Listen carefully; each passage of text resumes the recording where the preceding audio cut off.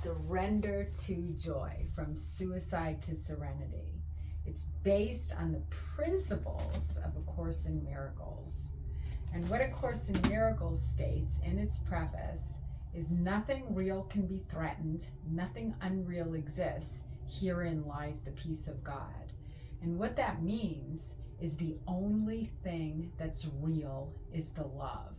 I mean, there's so much negative energy in this world, and it's really important to stay away from it and focus on the positive, focus on the good, focus on the beautiful, focus on the love.